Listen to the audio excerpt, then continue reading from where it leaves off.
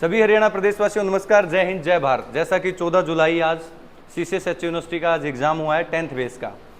इसको लेकर बच्चों के माइंड में क्वेश्चन है कि पेपर का लेवल कैसा था, कैसा नहीं था, हमारा सिलेक्शन होगा नहीं होगा, या कितने क्वेश्चन हैं जिन पे डाउट बनते हैं, या इसमें कट ऑफ लिस्ट कितनी जाएगी। तो प्यारे बच्चों, जैसे कि इसमें कोड थे ABCD कोड, और इसकी जो आंसर की है, जैसे कि अगर बात करूँ साइंस की, तो साइंस का जो लेवल है वो ईजी रहा है। एग्रीकल्चर की बात करूँ तो पेपर तो ईजी रहा है, लेकिन क्वेश्चन को थोड़ा सा घुमा फिरा के दिया गया है जो एग्रीकल्चर का है। अब एक एक करके हम आपको साइंस की भी जो है आंसर की प्रोवाइड करवाएंगे और एग्रीकल्चर के भी आंसर की प्रोवाइड कराएंगे।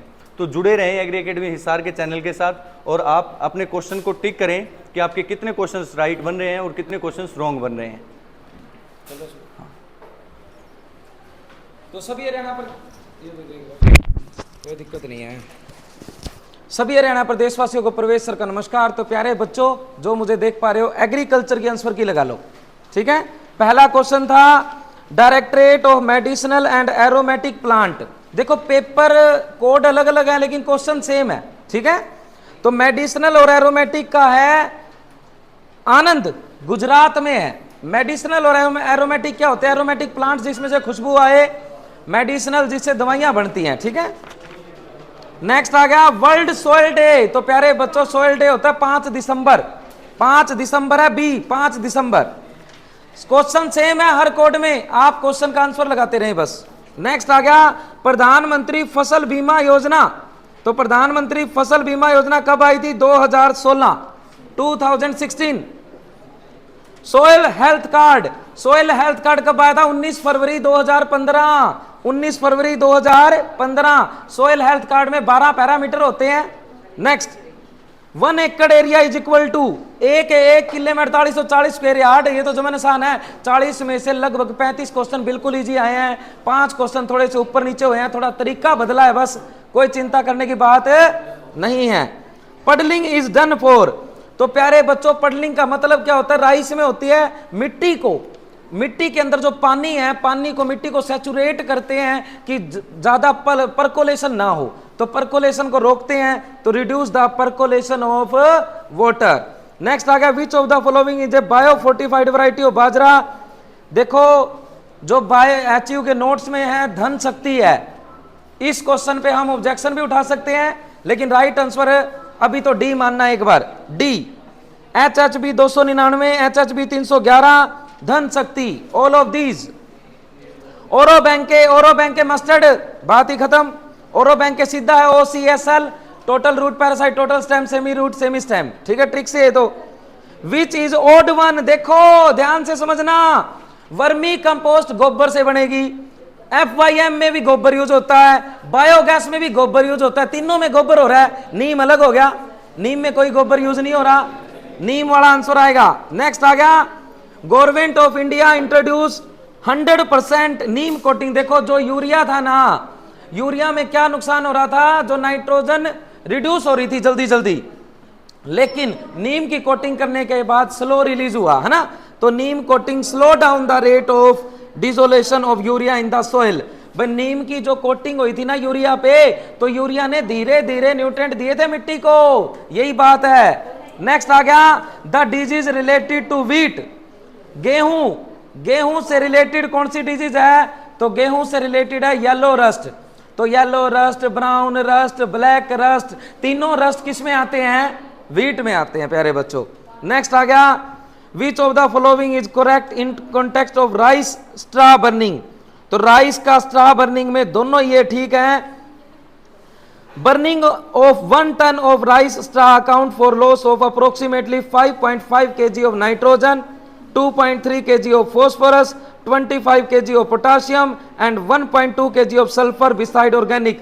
देखो किसानों को हर बार सरकार ये अवेयर करती है कि जलाएं ना, क्योंकि जो क्रॉप रेजिड्यू होता है उसके अंदर नाइट्रोजन होता है, फॉस्फोरस होता है, ऑर्गेनिक मैटर होता है। यदि आप उसमें आग लगाएंगे तो नुकसानदायक है। आग नहीं लगानी, आग लगाने से देखो हमारे जो किसान मित्र होते हैं, जो किसान मित्र इंसेक्ट, वो भी खत्म हो जाते हैं, और देख लो कितना नुकसान हो रहा है। तो सी आएगा both A and B। Next आ गया for late sown and mild salinity condition the seed rate of wheat should be 25% higher of recommended under normal condition. एक बात देखो, एज इट इज करवाया हुआ, मैंने कहा था गेहूं का सीड रेट होता है 100 किलोग्राम, लेकिन लेट बोएंगे तो 25 किलोग्राम ज्यादा डालना पड़ेगा, 125 किलोग्राम। इन्होंने ऐसे नहीं पूछा, इन्होंने 25% में पूछ लिया। बात वही है, चीज नहीं है। नेक्स्ट आ गया, optimum depth of sowing of crops depends upon. तो देखो इसमें सीड रिजर्व थोड़ा सा लग रहा है ना भी आए, लेकिन सीड का साइज और कोलियोप्टाइल, कोलियोप्टाइल बिल्कुल राइट आंसर है, लेकिन हम जाएंगे ऑल ऑफ दीज की साइड, क्योंकि सीड का साइज भी देखा जाएगा। भाई सीड का साइज ए और कोलियोप्टाइल तो बिल्कुल राइट है, लेकिन सीड रिजर्व थोड़ा सा अच्छा नहीं लग रहा है। Next, photo sensitive varieties are, right answer आएगा सीजन बाउंड। क्या होती हैं? Season bound. देखो फोटो सेंसिटिव है तो लाइट का चक्कर है इसमें, बस लाइट का चक्कर है, सनलाइट का, तो लाइट वाला चक्कर है तो पीरियड बाउंड तो आएगा नहीं। नेक्स्ट, बेसिक प्रॉपर्टी, अरे सोइल टेक्सचर होता है size of particle, it is the inherent property of the soil, it can not be changed. Soil texture कभी भी चेंज नहीं होता, लेकिन सोइल स्ट्रक्चर चेंज होता है। तो टेक्सचर क्या है? Basic property of the soil. Next बात आ गई, critical level of oxygen for better root growth, right answer आएगा 1 से 2% एज इट इज।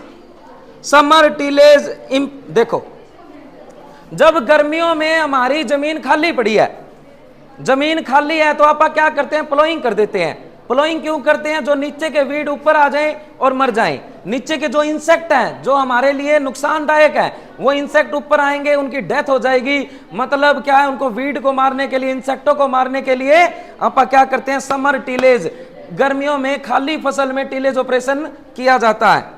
नेक्स्ट आ गया प्यारे बच्चों, honey bee. Honey bee act as a pollen. देखो मस्टर्ड तो सीधा तुम्हें पता था, जो सुंदर फ्लावर होते हैं, येलो कलर के फ्लावर्स होते हैं, तो उस पे मस्टर्ड आती है, वो हनी बी आएगी, हनी बी आएगी, सीधी बात है। जो येलो कलर के फ्लावर्स होते हैं ना, उन पे मधुमक्खी आती है, तो येलो ही मस्टर्ड का है, सनफ्लावर का है, तो राइट आंसर आएगा ऑल ऑफ दीज। फिर आ गया होए, मैंने आपको करवाया प्राइमरी टिलेज, पी से प्राइमरी टिलेज, पी से प्लो। तुम्हें टिलेज में ये करवाया गया था, पी से प्राइमरी टिलेज, पी से प्लो। तो जो प्राइमरी इसमें पूछा सेकेंडरी टिलेज, तो प्लो वाला आंसर नहीं आएगा, प्लो से अलग एक ही ऑप्शन है, डिस्क हैरो। नेक्स्ट आ गया, generally weed seed are abundant at the depth of, तो ये आएगा 1 से 1.5 वाला, ठीक है, 1 से 1.5 सेंटीमीटर की गहराई पे ज्यादातर ऊपर ऊपर होते हैं ना, ऊपर ऊपर पाई जाती हैं, इतनी गहरी रूट थोड़ी जाएगी। 2,4-D herbicide is injurious to, देखो इसमें कॉटन को तो इंजीरियस करती है, लेकिन डाइकोट को भी करती है। कॉटन को इंजीरियस होता है 2,4-D, ये प्रीवियस ईयर क्वेश्चन है PYQ में, कॉटन माना था, लेकिन डाइकोट कौन सी होती है? सारी दालें, रेड ग्राम, black gram, green gram, P, chickpea, cowpea, cluster bean, soybean, French bean, lentil, सारों को इंजीरियस करेगी फिर ये डाइकोट को। तो इसमें ऑल ऑफ दीज की साइड हम जाएंगे।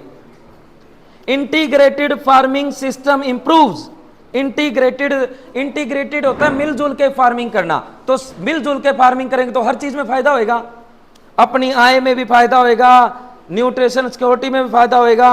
जो ऑल ऑफ दीज है ना, लगभग ऑल ऑफ दीज आंसर है, जो ऑल ऑफ दीज आए हैं इस बार, पिछली बार एक नन ऑफ दीज माना गया था। लेकिन देखो साइंस तो बिल्कुल इजी आई है, 60 के 60 एज इट इज, लेकिन एग्रीकल्चर में हम कहते हैं 5 या 6 क्वेश्चन बाहर से आते हैं, 5 या 6 क्वेश्चन पता नहीं कहां से डालती है HU, लेकिन डालेगी। लेकिन अपना ये बेस होता है कि 35 तो ठीक करें।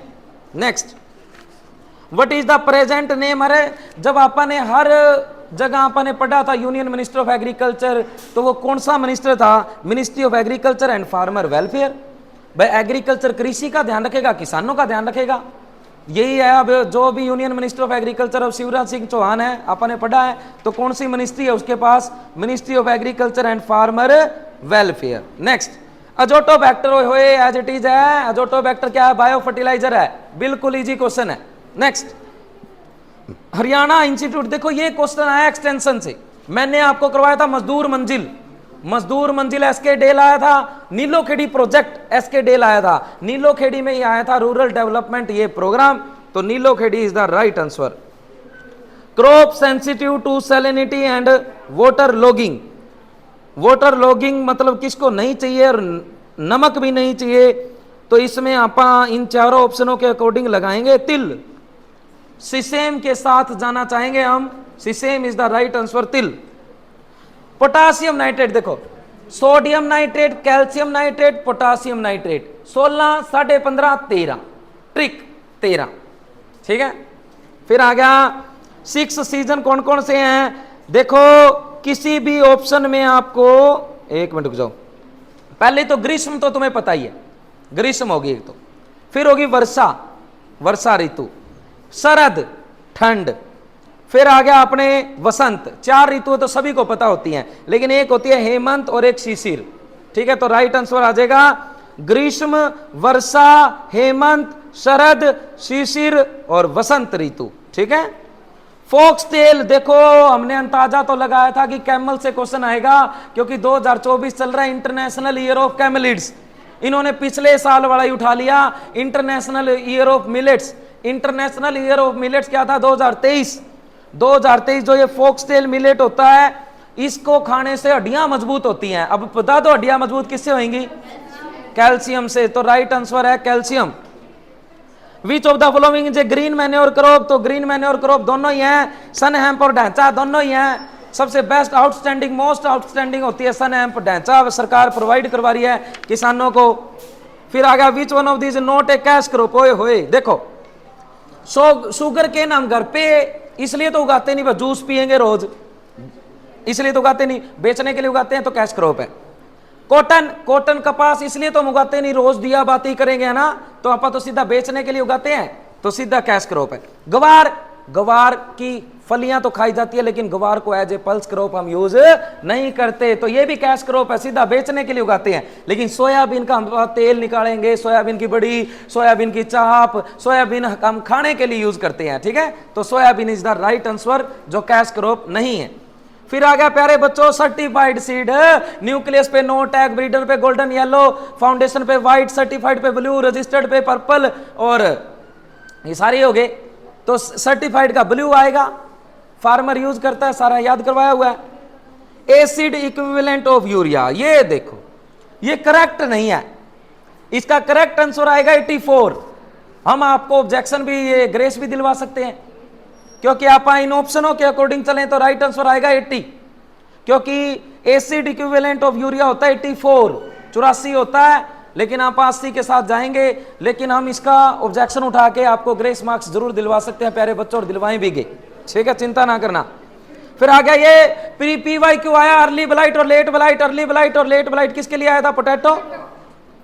ये तो पिछली बार का ही क्वेश्चन है, पोटैटो में आया था अर्ली ब्लाइट और लेट ब्लाइट। अरे लेट ब्लाइट की वजह से तो इरिस फेमाइन आई थी, फाइटोफथोरा इन्फेस्टेंस, लाखों लोग मारे गए थे, ये तो याद है हमें। रिमूवल ऑफ एक्सेस वाटर, जब खेत में ज्यादा पानी हो जाए उसको बाहर निकालते हैं तो ड्रेनेज, अपने आप बाहर निकले तो रन ऑफ, लेकिन इसमें ड्रेनेज आएगा, ड्रेन का मतलब होता है पानी को बाहर निकालना। नेक्स्ट आ गया oil content, oil content of sunflower, ये बड़ा एक बार करते हैं अभी। इसमें देखो थोड़ी सी लिमिट दे रखी है, अभी बताएंगे इसका आंसर। फिर आ गया WH 1270, WH 1270, WH व्हीट इसार, तो सीधी बात है व्हीट की वैरायटी है। नेक्स्ट आ गया the main component of Neem oil with insecticide prop, अरे नीम में कौन सा होता है, एजार्डिन होता है, एजार्डिन आएगा। गोसिपल होता है अपने इसमें कॉटन में। फिर आ गया कैलकेरियस सॉइल, कैलकेरियस सॉइल वो होती है जिसमें जिंक की कमी हो। इंडिया की सॉइल में 2 चीजों की कमी है, मैक्रो न्यूट्रिएंट में नाइट्रोजन की कमी है और माइक्रो न्यूट्रिएंट में जिंक की कमी है। जिसमें जिंक की कमी हो जाए तो उसको बोलते हैं कैलकेरियस सॉइल, ठीक है। एक बार रोकियो।